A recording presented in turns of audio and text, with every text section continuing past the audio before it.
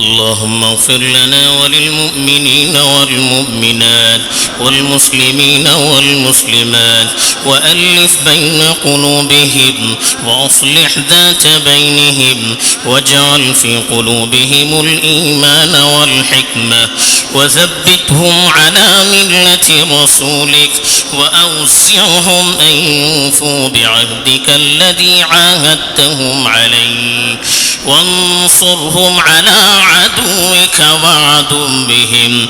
اللهم أعز الإسلام والمسلمين وأذل الشرك والمشركين واحم حوضة الدين وأعل كلمة الإسلام والمسلمين.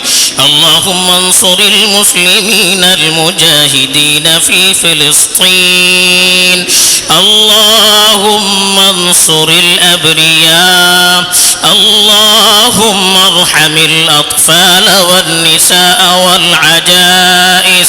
اللهم ثبت أقدامهم. اللهم احفظهم من بين أيديهم ومن خلفهم وعن أيمانهم وعن شمائلهم ومن فوقهم ونعوذ بك أن يغتالوا من تحتهم. اللهم كن وليهم ونصيرهم. اللهم كن وليهم ونصيرهم. اللهم أنجهم من براثن اليهود الغاصبين الملعونين.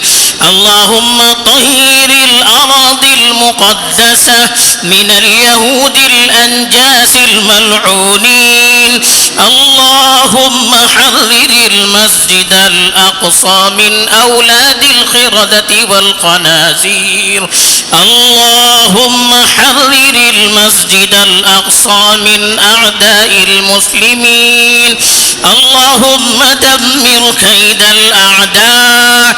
اللهم مزق جمعهم.